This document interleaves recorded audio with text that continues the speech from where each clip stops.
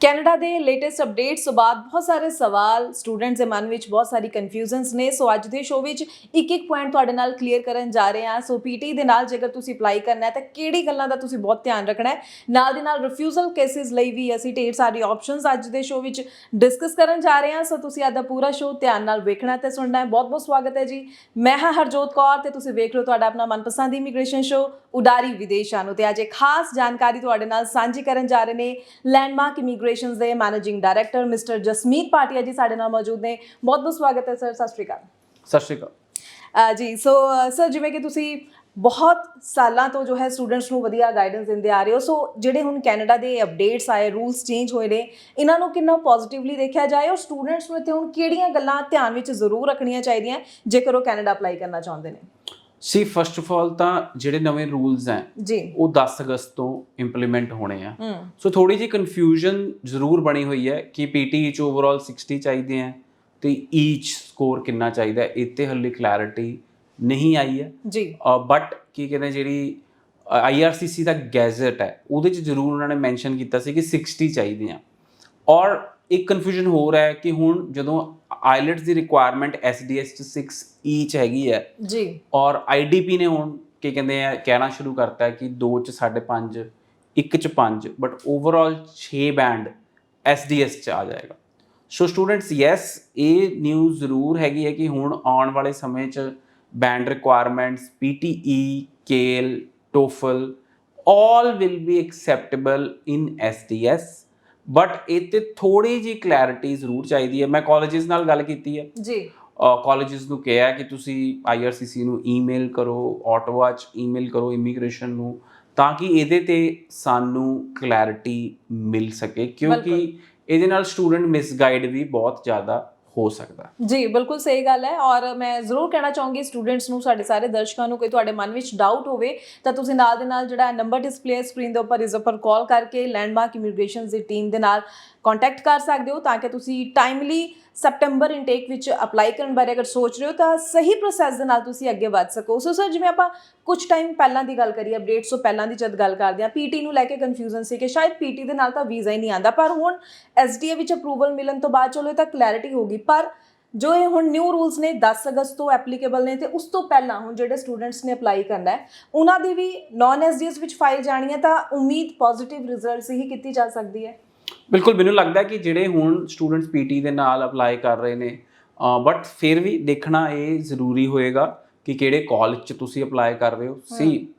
ਜੇ ਕੋਈ ਕਹਿੰਦਾ ਕਿ PT ਨਾਲ ਮੇਰੀ ਰਿਫਿਊਜ਼ਲ ਆ ਗਈ ਤਾਂ ਮੈਂ ਉਹਨਾਂ ਨੂੰ ਸਮਝਾਉਣਾ ਚਾਹਾਂਗਾ ਕਿ ਆਈਲੈਟਸ ਦੇ ਨਾਲ ਵੀ ਰਿਫਿਊਜ਼ਲ ਆਉਂਦੀ ਹੈ। ਸੋ ਜੇ PT ਦੇ ਨਾਲ ਰਿਫਿਊਜ਼ਲ ਆ ਗਈ ਤਾਂ ਕੋਈ ਜ਼ਿਆਦਾ ਡਰਨ ਦੀ ਲੋੜ ਨਹੀਂ ਹੈਗੀ। ਤੁਸੀਂ ਇਹ ਜ਼ਰੂਰ ਦੇਖੋ ਕਿ PT ਤੁਹਾਡਾ ਸਕੋਰ ਚੰਗਾ ਸੀ ਪਰ ਤੁਸੀਂ ਪ੍ਰਾਈਵੇਟ ਕਾਲਜ 'ਚ ਅਪਲਾਈ ਕਰਤਾ, PT 'ਚ ਤੁਹਾਡਾ ਸਕੋਰ ਚੰਗਾ ਸੀ, ਤੁਸੀਂ ਗਲਤ ਕੋਰਸ ਲੈ ਲਿਆ, PT 'ਚ ਸਕੋਰ ਚੰਗਾ ਸੀ, ਫਾਰਮ 'ਚ ਗਲਤੀ ਕਰਤੀ। ਸੋ ਦੇਰ can be multiple reasons refusal ਦੇ। ਬਟ ਹੁਣ PT, ਕੱਲ ਮੈਨੂੰ ਇੱਕ ਬੱਚੇ ਦਾ ਫੋਨ ਆਇਆ ਕਿ ਮੈਂ PT 67 ਆ ਔਰ PT 67 ਤੋਂ ਬਾਅਦ ਮੈਂ ਪ੍ਰਾਈਵੇਟ ਕਾਲਜ 'ਚ ਅਪਲਾਈ ਕਰਤਾ। ਹੁਣ PT 67 7.5 ਬੈਂਡ ਹੋ ਗਏ। ਸੋ 7.5 ਬੈਂਡ ਵਾਲਾ ਬੱਚਾ ਜੇ ਪ੍ਰਾਈਵੇਟ ਕਾਲਜ 'ਚ ਅਪਲਾਈ ਕਰ ਦੇਗਾ ਤੁਹਾਨੂੰ ਰਿਫਿਊਜ਼ਲ ਦਾ ਸਾਹਮਣਾ ਹੀ ਕਰਨਾ ਪਏਗਾ। ਸੋ ਸਟੂਡੈਂਟਸ ਦੇਖੋ, PTE ਤੇ ਵੀ ਰਿਫਿਊਜ਼ਲ ਆ ਸਕਦੀ ਹੈ, ਆਈਲੈਟਸ ਤੇ ਵੀ ਰਿਫਿਊਜ਼ਲ ਆ ਸਕਦੀ ਹੈ, ਔਰ ਆਈਲੈਟਸ ਵਾਲੇ ਬੱਚਿਆਂ ਨੂੰ ਵੀ 4-4 ਰਿਫਿਊਜ਼ਲਾਂ ਲਈ ਫਿਰਦੇ ਆ ਕਈ। ਸੋ ਜੇ ਤੁਸੀਂ ਸਹੀ ਕਾਲਜ, ਸਹੀ ਕੰਸਲਟੈਂਟ ਨਹੀਂ ਚੂਜ਼ ਕਰੋਗੇ ਔਰ ਸਹੀ ਕੋਰਸ ਨਹੀਂ ਚੂਜ਼ ਕਰੋਗੇ ਤਾਂ ਰਿਫਿਊਜ਼ਲ ਕਿਸੇ ਨੂੰ ਵੀ ਆ ਸਕਦੀ ਹੈ। ਸੋ ਜਿਨ੍ਹਾਂ ਨੂੰ ਰਿਫਿਊਜ਼ਲ ਆਈ ਹੈ, ਪਹਿਲੀ ਗੱਲ ਤਾਂ ਮੈਂ ਇਹ ਦੱਸਣਾ ਚਾਹਾਂਗਾ ਕਿ ਇਸ ਟਾਈਮ ਤੇ ਕੈਨੇਡਾ ਦਾ ਜਿਹੜਾ ਸਕਸੈਸ ਰੇਟ ਹੈ ਉਹ 85 ਤੋਂ 90% ਦੇ ਵਿੱਚ ਚੱਲ ਰਿਹਾ। ਤਾਂ 100 ਬੱਚਾ ਜੇ ਅਪਲਾਈ ਕਰ ਰਿਹਾ ਤਾਂ 85 ਤੋਂ 90 ਬੱਚਿਆਂ ਨੂੰ ਵੀਜ਼ੇ ਮਿਲ ਰਹੇ ਆ। ਸੋ ਜੇ ਇਸ ਟਾਈਮ ਤੇ ਚੰਗੇ ਸਕੋਰ ਹੋਣ ਦੇ ਬਾਵਜੂਦ ਵੀ ਤੁਹਾਨੂੰ ਰਿਫਿਊਜ਼ਲ ਆ ਗਈ ਹੈ, ਇਹਦਾ ਮਤਲਬ ਹੈ ਕਿਤੇ ਨਾ ਕਿਤੇ ਕੁਝ ਪ੍ਰੋਬਲਮ ਹੈ। ਸੋ ਉਹਨੂੰ ਰੀਫਾਈਲ ਕਰੋ, ਜਾਂ ਤਾਂ ਰੀਫਾਈਲ ਕਰੋ ਇਮੀਡੀਏਟਲੀ, ਔਰ ਜੇ ਤੁਹਾਨੂੰ ਲੱਗਦਾ ਕਿ ਤੁਹਾਡੀ ਫਾਈਲ ਸਹੀ ਨਹੀਂ ਲੱਗੀ ਸੀ ਤਾਂ ਲੈਂਡਮਾਰਕ ਇਮੀਗ੍ਰੇਸ਼ਨ ਨੂੰ ਕੰਟੈਕਟ ਕਰੋ, ਕਿਉਂਕਿ ਇਸ ਟਾਈਮ ਤੇ ਜਿਹੜਾ ਵੀਜ਼ਾ ਸਕਸੈਸ ਰੇਟ ਚੱਲ ਰਿਹਾ ਹੈ ਉਹ ਬਹੁਤ ਹੀ ਵਧੀਆ ਚੱਲ ਰਿਹਾ। ਔਰ ਕੈਨੇਡਾ ਹਾਈ ਕਮਿਸ਼ਨ ਦੀਆਂ ਜਿਹੜੀਆਂ ਨਿਊਜ਼ ਆ ਰਹੀਆਂ, ਪੋਜ਼ਿਟਿਵ ਨਿਊਜ਼ ਆ ਰਹੀਆਂ, ਇੰਨੀਆਂ ਪੋਜ਼ਿਟਿਵ ਆ ਰਹੀਆਂ ਕਿ ਆਉਣ ਵਾਲੇ ਸਮੇਂ 'ਚ ਕੈਨੇਡਾ ਮੈਨੂੰ ਲੱਗਦਾ 4 ਲੱਖ ਬੱਚਾ ਨਾ ਲੈ ਕੇ ਜਾਵੇ ਇੰਡੀਆ ਤੋਂ, ਬਿਕੋਜ਼ ਕਿੱਥੇ 2.5 ਲੱਖ ਸੀ। ਕਿਉਂਕਿ ਜੇ 2 ਮੋਡਿਊਲ 'ਚੋਂ 5.5 ਐਕਸੈਪਟ ਹੋਣਗੇ ਔਰ 1 'ਚੋਂ 5 ਵੀ ਚੱਲੇਗਾ SDS ਦੇ ਅੰਡਰ, ਤਾਂ ਮੈਨੂੰ ਤਾਂ ਲੱਗਦਾ ਨਹੀਂ ਹੈ ਕਿ ਕੋਈ ਹੋਰ ਕੰਟਰੀ ਕੈਨੇਡਾ ਦੇ ਸਾਹਮਣੇ ਖੜ ਵੀ ਸਕੇਗਾ, ਕਿਉਂਕਿ ਕੈਨੇਡਾ ਦੇ ਵਿੱਚ ਜੋ PR ਆਪਸ਼ਨਸ ਹੈਗੀਆਂ ਉਹ ਕਿਤੇ ਹੋਰ PR ਆਪਸ਼ਨਸ ਮੈਚ ਨਹੀਂ ਕੋਈ ਕੰਟਰੀ ਕਰ ਸਕਦਾ। ਬਿਲਕੁਲ ਸਹੀ ਗੱਲ ਹੈ, ਕਿਉਂਕਿ ਅੱਜ ਦੇ ਟਾਈਮ ਵਿੱਚ ਜਿੱਥੇ ਅਸੀਂ ਦੇਖਦੇ ਹਾਂ ਆਸਟ੍ਰੇਲੀਆ ਸਟ੍ਰਿਕਟ ਹੈ, UK ਨੇ ਵੀ ਸਪਾਊਸ ਵੀਜ਼ਾ ਨੂੰ ਲੈ ਕੇ ਆਪਣੇ ਰੂਲਸ ਚੇਂਜ ਕਰ ਦਿੱਤੇ ਨੇ, ਉੱਥੇ ਹੀ ਕੈਨੇਡਾ ਹੋਰ ਲੀਨੀਅੰਟ ਹੋ ਗਿਆ। ਅਸੀਂ ਲਗਾਤਾਰ ਆਪਣੇ ਸ਼ੋਜ਼ ਵਿੱਚ ਇਹ ਜਾਣਕਾਰੀ ਤਾਂ ਸਾਂਝੀ ਕਰਦੇ ਹਾਂ, ਪਰ ਨਾਲ ਦੀ ਨਾਲ ਜਿਵੇਂ ਸਟੂਡੈਂਟਸ ਦੇ ਸਵਾਲ ਵੀ ਬਣੇ ਰਹਿੰਦੇ ਨੇ ਇੱਥੇ, ਸਟੂਡੈਂਟਸ ਨੂੰ ਸੈਪਟੰਬਰ ਇਨਟੇਕ ਤੇ ਫੋਕਸ ਜਿਹੜੇ ਕਰ ਰਹੇ ਨੇ, ਤਾਂ ਉਹਨਾਂ ਨੂੰ ਕਿੰਨੀ ਜਲਦੀ ਹੁਣ ਅਪਲਾਈ ਕਰ ਲੈਣਾ ਚਾਹੀਦਾ, ਕਿਉਂਕਿ ਇਸ ਗੁੱਡ ਨਿਊਜ਼ ਦੇ ਨਾਲ ਇੱਕਦਮ ਅਸੀਂ ਇਹ ਸਮਝ ਸਕਦੇ ਹਾਂ ਸਟੂਡੈਂਟਸ ਦਾ ਹੋਰ ਰੁਝਾਨ ਪਹਿਲਾਂ ਤੋਂ ਵੀ ਜ਼ਿਆਦਾ ਜੋ ਰੁਝਾਨ ਹੈ ਕੈਨੇਡਾ ਵੱਲ ਵਧਿਆ ਹੋਇਆ ਹੈ। ਸੋ ਕਦੋਂ ਤੱਕ ਡੈਡਲਾਈਨ ਮੰਨ ਕੇ ਚੱਲਣਾ ਚਾਹੀਦਾ ਸੈਪਟੰਬਰ ਇਨਟੇਕ 'ਚ ਜੇਕਰ ਸੀਟ ਚਾਹੁੰਦੇ student? Students, September intake is open right now. जी. Many colleges are open for September intake right now. So students, ਇਹ ਸਮਝਣਾ ਜੇ ਤੁਹਾਡੇ ਕੋਲ ਫੀਸ ਰੈਡੀ ਹੈ, we can get you an offer letter within 24 to 48 hours from government college. ਸੋ ਇਹ ਜ਼ਰੂਰ ਤੁਸੀਂ ਸਮਝੋ ਕਿ ਅਸੀਂ ਤੁਹਾਨੂੰ ਆਫਰ ਲੈਟਰ ਦਵਾ ਦਾਂਗੇ, ਬਟ ਤੁਹਾਡੀ ਫੀਸ ਰੈਡੀ ਹੋਣੀ ਚਾਹੀਦੀ ਹੈ ਕਿ ਤੁਸੀਂ ਫੀਸ ਪੇ ਕਰ ਦਿਓ ਇਮੀਡੀਏਟਲੀ। ਸੋ ਜੇ ਐਵਰੀਥਿੰਗ ਇਜ਼ ਰੈਡੀ, ਤੁਹਾਡੇ ਕੋਲ ਫੀਸ ਰੈਡੀ ਹੈ, GIC ਰੈਡੀ ਹੈ, ਤਾਂ ਅਲਟੀਮੇਟਲੀ ਅਸੀਂ 30 to 40 ਡੇਜ਼ ਦੇ ਅੰਦਰ ਅੰਦਰ ਤੁਹਾਡਾ ਕੇਸ ਲੌਜ ਵੀ ਕਰ ਸਕਦੇ ਹਾਂ। ਔਰ ਕੁਝ ਰਿਜ਼ਲਟਸ 3-3 ਦਿਨ ਦੇ ਅੰਦਰ PPRs ਆਈਆਂ। ਸੋ ਸਟੂਡੈਂਟਸ, ਦੇਖਿਆ ਜਾਏ ਤਾਂ 31 ਜੁਲਾਈ ਤੱਕ ਅਸੀਂ ਫਾਈਲਸ ਲੌਜ ਕਰਾਂਗੇ ਸੈਪਟੰਬਰ ਇਨਟੇਕ ਦੀਆਂ, ਔਰ ਇਸ ਟਾਈਮ ਤੇ ਰਿਜ਼ਲਟਸ ਬਹੁਤ ਜਲਦੀ ਆ ਰਹੇ ਨੇ, ਬਹੁਤ ਪੋਜ਼ਿਟਿਵ ਆ ਰਹੇ ਨੇ, ਐਂਡ ਹਰ ਸਟਰੀਮ ਦੇ ਲਈ right now courses R available for September intake. ਔਰ ਜੇ ਨਹੀਂ ਵੀ ਅਵੇਲੇਬਲ ਤਾਂ ਜਨਵਰੀ ਇਨਟੇਕ ਇਜ਼ ਆਲਮੋਸਟ ਸਾਰੇ ਕਾਲਜਸ ਦਾ ਖੁੱਲ ਚੁੱਕਿਆ, ਤੁਸੀਂ ਜਨਵਰੀ ਇਨਟੇਕ 'ਚ ਅਪਲਾਈ ਕਰ ਸਕਦੇ ਹੋ। ਐਂਡ ਡੈਫੀਨੇਟਲੀ ਜੇ ਅਸੀਂ ਗੱਲ ਕਰੀਏ ਤਾਂ ਰਾਈਟ ਟਾਈਮ ਇਜ਼ ਦਿਸ, ਜਦੋਂ ਪਤਾ ਵੀਜ਼ੇ ਪੀਕ ਤੇ ਆ ਰਹੇ ਹੁੰਦੇ ਆ ਨਾ, ਉਦੋਂ ਸਾਨੂੰ ਵੀਜ਼ਾ ਅਪਲਾਈ ਕਰਨਾ ਚਾਹੀਦਾ ਹੈ। ਔਰ ਕਈ ਵਾਰੀ ਦੇਖਣ 'ਚ ਤੁਹਾਨੂੰ ਇਹ ਵੀ ਦੇਖਣ 'ਚ ਮਿਲਦਾ ਹੋਣਾ, ਜਦੋਂ ਸਾਲ ਖਤਮ ਹੋਣ ਵਾਲਾ ਹੁੰਦਾ ਨਾ ਤਾਂ ਵੀਜ਼ਾ ਰਿਫਿਊਜ਼ਲ ਵੱਧ ਜਾਂਦੀ ਹੈ। ਬਿਲਕੁਲ। ਸੋ ਉਹ ਜਿੰਨੇ ਵੀਜ਼ੇ ਉਹਨਾਂ ਨੇ ਦੇਣੇ ਸੀ ਸਾਰੇ ਸਾਲ ਦੇ ਦੇ ਚੁੱਕੇ ਹੁੰਦੇ, ਔਰ ਨਵੰਬਰ ਦਸੰਬਰ 'ਚ ਕਿਤੇ ਰਿਫਿਊਜ਼ਲ ਆਉਣੀਆਂ ਸ਼ੁਰੂ ਹੋ ਜਾਂਦੀਆਂ। So this is the right time ਜੇ ਤੁਸੀਂ ਸੈਪਟੰਬਰ 23 ਜਾਂ ਜਨਵਰੀ 24 ਲਈ ਅਪਲਾਈ ਕਰਨਾ ਚਾਹੁੰਦੇ ਹੋ। So this is the right time, you should go ahead and apply your student visa. ਜੇ ਰਿਫਿਊਜ਼ਲ ਆਈ ਹੈ ਤਾਂ ਵੀ ਕੋਈ ਡਰਨ ਦੀ ਲੋੜ ਨਹੀਂ ਹੈਗੀ, ਆਪਾਂ ਰੀਅਪਲਾਈ ਕਰ ਸਕਦੇ ਹਾਂ। ਜੇ ਕੋਈ ਕਨਫਿਊਜ਼ਨ ਹੈ, ਜੇ ਗੈਪ ਹੈ, ਤਾਂ ਵੀ ਕੋਈ ਡਰਨ ਦੀ ਲੋੜ ਨਹੀਂ ਹੈਗੀ। ਅਸੀਂ ਕੁਝ ਕਾਲਜਸ ਇੱਦਾਂ ਦੇ ਜਿਹੜੇ ਗੈਪ ਮੈਟਰ ਹੀ ਨਹੀਂ ਕਰਦਾ ਉਹਨਾਂ ਨੂੰ, ਅਸੀਂ ਉੱਥੇ ਅਪਲਾਈ ਕਰ ਸਕਦੇ ਹਾਂ। ਜੇ ਬੈਂਡ ਘੱਟ ਹੈ, ਦੇਖੋ ਅੱਜ ਦੀ ਡੇਟ 'ਚ 1 'ਚ 5.5 ਬੈਂਡ 'ਚ ਕਾਫੀ ਸਾਰੇ ਸਰਕਾਰੀ ਕਾਲਜ ਲੈ ਰਹੇ ਨੇ, 2 'ਚੋਂ 5.5 ਬੈਂਡ ਸਰਕਾਰੀ ਕਾਲਜਸ ਨਹੀਂ ਲੈ ਰਹੇ ਆ। ਬਟ ਯੈਸ, ਜਦੋਂ ਦੀ ਅਨਾਉਂਸਮੈਂਟ ਆਈ ਹੈ 1 'ਚ 5.5 ਬੈਂਡ ਕਾਫੀ ਸਾਰੇ ਗਵਰਨਮੈਂਟ ਕਾਲਜਸ ਨੇ ਵੀ ਲੈਣਾ ਸ਼ੁਰੂ ਕਰਤਾ, ਜਿਵੇਂ ਕਿ ਸੂ College, Cambrian College, Loyalist College, Northern College, Conestoga University Canada West. List ਹੈਗੀ ਕਾਫੀ ਲੰਬੀ, 10 ਤੋਂ 15 government colleges. St Clair College 1 'ਚ 5.5 ਬੈਂਡ ਲੈਣਾ ਦੁਬਾਰਾ ਤੋਂ ਸ਼ੁਰੂ ਕਰਤਾ। ਸੋ ਜਦੋਂ ਕਾਲਜਸ ਨੇ 1 'ਚ 5.5 ਬੈਂਡ ਲੈਣੇ ਸ਼ੁਰੂ ਕਰਤੇ हैं, ਸੋ ਜਿਹੜੇ ਸਿਗਨਲਸ ਆ ਬੜੇ ਕਲੀਅਰ ਹੈ ਕਿ ਵੀਜ਼ਾਸ 1 ਤੇ 5.5 ਬੈਂਡ ਤੇ ਵੀ ਆਣਗੇ। 2 ਮੋਡਿਊਲ 'ਚ 5.5 ਬੈਂਡ ਹੱਲੇ ਕਿਸੇ ਵੀ ਕਾਲਜ ਨੇ ਐਕਸੈਪਟ ਕਰਨਾ ਨਹੀਂ ਸ਼ੁਰੂ ਕੀਤਾ, ਸਰਕਾਰੀ ਕਾਲਜ ਨੇ। ਪ੍ਰਾਈਵੇਟ ਕਾਲਜਸ ਐਕਸੈਪਟ ਕਰ ਸਕਦੇ ਆ, ਬਟ ਤੁਹਾਨੂੰ ਪਤਾ ਹੀ ਹੈ ਕਿ ਪ੍ਰਾਈਵੇਟ ਕਾਲਜ ਦਾ ਵੀਜ਼ਾ ਸਕਸੈਸ ਰੇਟ ਘੱਟ ਹੈ, ਔਰ ਕੱਲ੍ਹ ਨੂੰ ਪੋਸਟ ਗ੍ਰੈਜੂਏਟ ਵਰਕ ਪਰਮਿਟ ਮਿਲਣ 'ਚ ਦਿੱਕਤ ਹੋ ਸਕਦੀ ਹੈ। ਜੀ ਬਿਲਕੁਲ। ਸੋ ਲੈਂਡਮਾਰਕ ਇਮੀਗ੍ਰੇਸ਼ਨ ਵੱਲੋਂ ਬਹੁਤ ਸਾਲਾਂ ਤੋਂ ਜੋ ਹੈ ਸਟੂਡੈਂਟਸ ਨੂੰ ਸਹੀ ਆਪਸ਼ਨਸ ਦੱਸੀਆਂ ਜਾਂਦੀਆਂ, ਇਹਨਾਂ ਦੀ ਟੀਮ ਵੱਲੋਂ ਰਿਸਰਚ ਵਰਕ ਕੀਤਾ ਜਾਂਦਾ ਹੈ, ਸਾਰੇ ਜੈਨੂਇਨ ਵੇ ਦੇ ਨਾਲ ਤੁਸੀਂ ਕਿਵੇਂ ਅਪਲਾਈ ਕਰਕੇ ਆਪਣਾ ਸਟੱਡੀ ਵੀਜ਼ਾ ਲੈ ਸਕਦੇ ਹੋ ਤੇ ਲੌਂਗ ਟਰਮ ਆਪਣੇ ਫਿਊਚਰ ਨੂੰ ਬ੍ਰਾਈਟ ਕਰਨ ਦੇ ਰਸਤੇ ਵੱਲ ਤੁਰ ਸਕਦੇ ਹੋ। ਸੋ ਤੁਹਾਡਾ ਆਪਣਾ ਕੋਈ ਸਵਾਲ ਹੈ, ਡਾਊਟ ਹੈ, ਤਾਂ ਇਸ ਨੰਬਰ ਤੇ ਤੁਸੀਂ ਕਾਲ ਜ਼ਰੂਰ ਕਰ ਸਕਦੇ ਹੋ। ਜੇਕਰ ਤੁਸੀਂ ਇਹਨਾਂ ਦੇ ਆਫਿਸ ਵੀ ਵਿਜ਼ਿਟ ਕਰਨਾ ਚਾਹੋ ਤਾਂ ਸਾਰੀ ਬ੍ਰਾਂਚਿਸ ਦੀ ਐਡਰੈਸ ਡਿਟੇਲ ਵੀ ਸਕਰੋਲ ਦੇ ਵਿੱਚ ਚੱਲ ਰਹੀ ਹੈ। ਤੇ ਸਰ ਜਿਹੜਾ ਇੱਕ ਖਾਸ ਸੈਮੀਨਾਰ ਆਰਗੇਨਾਈਜ਼ ਕੀਤਾ ਜਾ ਰਿਹਾ ਲੈਂਡਮਾਰਕ ਇਮੀਗ੍ਰੇਸ਼ਨ ਵੱਲੋਂ, ਮੈਂ ਜ਼ਰੂਰ ਚਾਹੂੰਗੀ ਉਸ ਦੇ ਬਾਰੇ ਵੀ ਡਿਟੇਲ ਵਿੱਚ ਤੁਸੀਂ ਸਟੂਡੈਂਟਸ ਨੂੰ ਜ਼ਰੂਰ ਸਮਝਾਓ, ਕਿੰਨਾ ਕੁ ਫਾਇਦਾ ਇਸ ਸੈਮੀਨਾਰ ਦਾ ਹਿੱਸਾ ਬਣ ਕੇ ਸਟੂਡੈਂਟਸ ਲੈ ਸਕਦੇ ਨੇ। ਸੋ 16 ਜੂਨ ਨੂੰ ਸਾਡਾ ਸੈਮੀਨਾਰ ਹੈਗਾ ਜਲੰਧਰ ਵਿੱਚ, 16 ਜੂਨ ਨੂੰ ਹੋਟਲ ਕਿੰਗਸ 'ਚ, 9 ਜੂਨ ਨੂੰ ਸਾਡਾ ਸੈਮੀਨਾਰ ਹੈਗਾ ਅੰਮ੍ਰਿਤਸਰ 'ਚ HK ਕਲਾਰਕਸਨ 'ਚ, 10 ਜੂਨ ਨੂੰ ਮੋਗਾ ਆਫਿਸ 'ਚ ਤੁਸੀਂ ਮੈਨੂੰ ਮਿਲ ਸਕਦੇ ਹੋ, ਤੁਹਾਡੇ ਡਾਊਟ ਹੈ ਕੋਈ ਕਲੀਅਰ ਕਰ ਸਕਦੇ ਹੋ। 24 ਜੂਨ ਨੂੰ ਸਾਡਾ ਸੈਮੀਨਾਰ ਹੈਗਾ ਪਟਿਆਲਾ ਹੋਟਲ ਮੋਹਨ ਕੰਟੀਨੈਂਟ 'ਚ, ਐਂਡ ਸਾਡਾ 17 ਜੂਨ ਨੂੰ ਸੈਮੀਨਾਰ ਹੈਗਾ ਮਲੇਰਕੋਟਲਾ ਹੋਟਲ ਵਿਰਾਸਤ 'ਚ। ਮੈਂ ਦੁਬਾਰਾ ਕਹਾਂਗਾ ਕਿਉਂਕਿ ਮੈਂ ਡੇਟਸ ਅੱਗੇ ਪਿੱਛੇ ਕਹਿਤੀਆਂ। 9 ਨੂੰ ਅੰਮ੍ਰਿਤਸਰ, 10 ਨੂੰ ਮੋਗਾ ਆਫਿਸ, 16 ਨੂੰ ਜਲੰਧਰ ਹੋਟਲ ਕਿੰਗਸ, 17 ਨੂੰ ਮਲੇਰਕੋਟਲਾ ਹੋਟਲ ਵਿਰਾਸਤ, ਐਂਡ 24 ਤਰੀਕ ਨੂੰ ਪਟਿਆਲੇ ਹੋਟਲ ਮੋਹਨ ਕੰਟੀਨੈਂਟਲ। ਤੁਸੀਂ ਮੈਨੂੰ ਆ ਕੇ ਮਿਲ ਸਕਦੇ ਹੋ। ਜੀ ਠੀਕ ਹੈ। ਸੋ ਮੈਂ ਅੱਗੋਂ ਹੋਰ ਆਪਾਂ ਗੱਲ ਕਰਦੇ ਹਾਂ, ਸਪੈਸ਼ਲੀ ਆਪਾਂ ਅੱਜ ਜੋ ਹੈ ਸੈਪਟੰਬਰ ਇਨਟੇਕ ਤੇ ਫੋਕਸ ਕਰ ਰਹੇ ਹਾਂ। ਸਟੂਡੈਂਟਸ ਦੇ ਸਵਾਲ ਵੀ ਕਿਉਂਕਿ ਲਗਾਤਾਰ ਬਣਿਆ, ਹਾਲੇ ਤੁਸੀਂ ਆਇਲਸ ਨੂੰ ਲੈ ਕੇ ਵੀ ਕਲੈਰਿਟੀ ਪੂਰੀ ਦੇ ਦਿੱਤੀ ਹੈ, ਕਿਉਂਕਿ ਇੱਕ 'ਚ 5.5 ਬੈਂਡ ਦੇ ਨਾਲ ਬਹੁਤ ਸਾਰੇ ਸਵਾਲ ਸੀ, ਤੁਸੀਂ ਆਲਰੇਡੀ ਉਸਦਾ ਜਵਾਬ ਦੇ ਹੀ ਚੁੱਕੇ ਹੋ। ਪਰ ਇੱਥੇ ਆਪਾਂ ਰਿਫਿਊਜ਼ਲ ਕੇਸਿਸ ਦੀ ਵੀ ਜੇ ਮੈਂ ਗੱਲ ਕਰਨਾ ਚਾਹਾਂ, ਮਲਟੀਪਲ ਰਿਫਿਊਜ਼ਲ ਜਿਨ੍ਹਾਂ ਨੇ ਫੇਸ ਕੀਤੀ ਹੋਈ ਹੈ, ਉਹਨਾਂ ਲਈ ਕਿੰਨਾ ਕੁ ਵਧੀਆ ਚਾਂਸ ਆਪਾਂ ਸੈਪਟੰਬਰ ਇਨਟੇਕ ਵੀ ਮੰਨੀਏ ਔਰ ਅਪਲਾਈ ਕਰਨ ਦਾ ਸਹੀ ਪ੍ਰੋਸੀਜਰ, ਤਾਂ ਕਿ ਮਿਸਗਾਈਡ ਨਾ ਹੋਣ ਔਰ ਸਹੀ ਆਪਸ਼ਨਸ ਨਾਲ ਲੱਗੇ ਵਧਣ। ਸੋ ਜਿਨ੍ਹਾਂ ਦੇ ਤਾਂ ਇੱਕ 'ਚ 5.5 ਬੈਂਡ ਹੈ, ਉਹਨਾਂ ਸਟੂਡੈਂਟਸ ਨੂੰ ਮੈਂ ਕਹਾਂਗਾ ਕਿ ਉਹਨਾਂ ਦੀਆਂ SDS ਫਾਈਲਾਂ ਤਾਂ ਹੀ ਕੰਸੀਡਰ ਹੋਣਗੀਆਂ 10 ਅਗਸਤ 2023 ਤੋਂ ਬਾਅਦ ਉਹਨਾਂ ਦੀਆਂ SDS ਫਾਈਲਾਂ ਕੰਸੀਡਰ ਹੋਣਗੀਆਂ। ਸੋ ਜਿਨ੍ਹਾਂ ਦੇ 6 ਈਚ ਬੈਂਡ ਹੈ ਔਰ ਰਿਫਿਊਜ਼ਲ ਆ ਗਈ ਹੈ, they can definitely refile for September 23। So right now ਕਾਫੀ ਸਾਰੀਆਂ ਆਪਸ਼ਨਸ ਓਪਨ ਹੈ ਫॉर September 23। ਤੁਸੀਂ ਸਾਡੇ ਜਿੰਨੇ ਆਫਿਸਿਸ ਹੈਗੇ ਆ, ਅੰਮ੍ਰਿਤਸਰ, ਜਲੰਧਰ, ਲੁਧਿਆਣਾ, ਮੋਗਾ, ਬਠਿੰਡਾ, ਜੰਮੂ, ਜੀਂਦ, ਕਰਨਾਲ, ਚੰਡੀਗੜ੍ਹ, ਮੋਹਾਲੀ, ਵਡੋਦਰਾ ਗੁਜਰਾਤ 'ਚ ਤੁਸੀਂ ਸਾਡੇ ਜਿਹੜੇ ਵੀ ਆਫਿਸਿਸ ਹੈਗੇ ਆ ਉੱਥੇ ਵਿਜ਼ਿਟ ਕਰ ਸਕਦੇ ਹੋ, ਆਪਣੀ ਪ੍ਰੋਪਰ ਕਾਉਂਸਲਿੰਗ ਲੈ ਸਕਦੇ ਹੋ ਔਰ ਫ੍ਰੀ ਆਫ ਕਾਸਟ ਅਪਲਾਈ ਕਰ ਸਕਦੇ ਹੋ। ਸੋ ਕੋਈ ਵੀ ਪ੍ਰੋਸੈਸਿੰਗ ਫੀਸ ਨਹੀਂ ਹੈਗੀ ਬਿਫੋਰ ਵੀਜ਼ਾ, ਤੁਸੀਂ ਫ੍ਰੀ ਆਫ ਕਾਸਟ ਅਪਲਾਈ ਕਰ ਸਕਦੇ ਹੋ। ਜੀ ਬਿਲਕੁਲ। ਇੱਥੇ ਦੂਸਰਾ ਸਵਾਲ ਸਟੂਡੈਂਟਸ ਦਾ ਇਹ ਬਣ ਜਾਂਦਾ ਹੈ, ਜਦੋਂ ਸਟੂਡੈਂਟ ਕੈਨੇਡਾ ਪਹੁੰਚਦੇ ਨੇ, ਮੈਂ ਹੋਰ ਵੀ ਕੰਸਲਟੈਂਟਸ ਨਾਲ ਗੱਲ ਕਰਦੀ ਹਾਂ, ਤੇ ਪਰ ਇੱਥੇ ਇੱਕ ਸਹੀ ਜਾਣਕਾਰੀ ਜ਼ਰੂਰ ਮੈਂ ਸਟੂਡੈਂਟਸ ਤੱਕ ਪਹੁੰਚਾਉਣਾ ਚਾਹੂੰਗੀ। ਇੱਥੋਂ ਜਾਂਦੇ ਨੇ, ਕਈ ਸਟੂਡੈਂਟਸ ਨੂੰ ਕੰਮ ਨੂੰ ਲੈ ਕੇ ਜੇਕਰ ਦਿੱਕਤ ਹੁੰਦੀ ਹੈ ਤਾਂ ਉਹਨਾਂ ਨੂੰ ਪ੍ਰੋਵਿੰਸ ਦੀ ਚੋਣ ਕਰਨ ਵੇਲੇ ਕਿਹੜੀ ਗੱਲਾਂ ਦਾ ਧਿਆਨ ਰੱਖਣਾ ਚਾਹੀਦਾ ਹੈ, ਔਰ ਇੱਥੋਂ ਜਾਣ ਤੋਂ ਪਹਿਲਾਂ ਉਹਨਾਂ ਨੂੰ ਆਪਣੇ ਆਪ ਵਿੱਚ ਕਿਹੜੀ ਤਿਆਰੀ, ਕਿਸ ਤਰ੍ਹਾਂ ਨਾਲ ਪ੍ਰਿਪੇਅਰ ਹੋ ਕੇ ਜਾਣਾ ਚਾਹੀਦਾ ਹੈ। ਸੋ ਫਸਟ ਆਫ ਆਲ ਤਾਂ ਮੈਂ ਰੀਸੈਂਟਲੀ ਹੁਣੇ ਕੈਨੇਡਾ ਤੋਂ ਵਾਪਸ ਆਇਆ ਔਰ ਮੈਂ 10 ਤੋਂ 15 ਕਾਲਜਸ ਵਿਜ਼ਿਟ ਕੀਤੇ ਪਰਸਨਲੀ, ਔਰ ਜੌਬ ਸੈਂਟਰਸ, ਹਰ ਕਾਲਜ ਦੇ ਅੰਦਰ ਜੌਬ ਸੈਂਟਰਸ ਹੁੰਦੇ ਆ ਦੇ ਉਹਨਾਂ ਦਾ ਕੰਮ ਹੁੰਦਾ ਹੈ ਕਿ ਸਟੂਡੈਂਟਸ ਨੂੰ ਪ੍ਰਿਪੇਅਰ ਕਰਨਾ ਇੰਟਰਵਿਊ ਵਾਸਤੇ, ਐਂਡ ਉਹਨਾਂ ਕੋਲ ਜੌਬਸ ਵੈਕੈਂਸੀਜ਼ ਵੀ ਆਉਂਦੀਆਂ ਲੋਕਲ ਕਮਿਊਨਿਟੀ ਤੋਂ ਕਿ ਇੱਥੇ ਸਾਨੂੰ ਬੰਦੇ ਚਾਹੀਦੇ ਹੈਗੇ ਆ, ਔਰ ਉਹਨਾਂ ਰਿਜ਼ਿਊਮ ਵੀ ਉਹ ਡਿਜ਼ਾਈਨ ਕਰਦੇ ਆ ਔਰ ਤੁਹਾਨੂੰ ਦੱਸਦੇ ਆ ਕਿ ਤੁਹਾਨੂੰ ਕਿੱਦਾਂ ਜੌਬ ਮਿਲ ਸਕਦੀ ਹੈ। ਸੋ ਸਟੂਡੈਂਟਸ, ਪਹਿਲੀ ਗੱਲ ਤਾਂ ਜੇ ਤੁਹਾਨੂੰ ਜੌਬ ਨਹੀਂ ਮਿਲ ਰਹੀ ਹੈ ਜਾਂ ਤੁਸੀਂ ਉੱਥੇ ਕੈਨੇਡਾ ਜਾਣਾ ਹੈ ਤਾਂ ਤੁਸੀਂ ਆਪਣੇ ਜਿਹੜੇ ਕਾਲਜ ਦੇ ਜੌਬ ਸੈਂਟਰਸ ਹੈ ਉਹਨਾਂ 'ਚ ਵਿਜ਼ਿਟ ਕਰੋ। They are designed to help you, ਉਹਨਾਂ ਦਾ ਕੰਮ ਹੀ ਤੁਹਾਨੂੰ ਮਦਦ ਕਰਨਾ ਹੈ। ਸੋ ਫਰਸਟ ਚੀਜ਼ ਤਾਂ ਇਹ ਹੈਗੀ।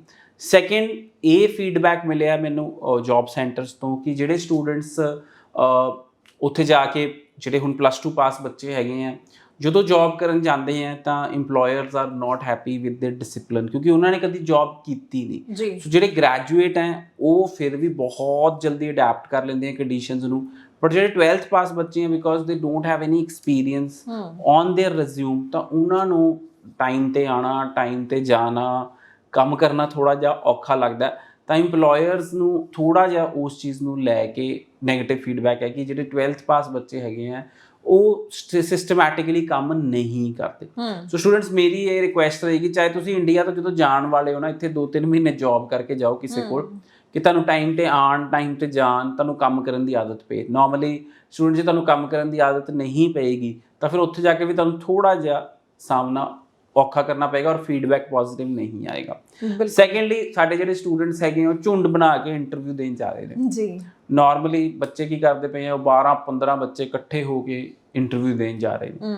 ਸੋ ਸਟੂਡੈਂਟਸ, ਇਹ ਵੀ ਫੀਡਬੈਕ ਹੈ ਇੰਪਲੋਇਰਸ ਦਾ ਕਿ ਦੇ ਡੋਂਟ ਵਾਂਟ ਇੰਨੇ ਸਾਰੇ ਬੱਚੇ ਇਕੱਠੇ ਝੁੰਡ ਬਣਾ ਕੇ ਇੰਟਰਵਿਊ ਦੇਣ ਆਉਣ। So students should go 1 by 1 to give interviews.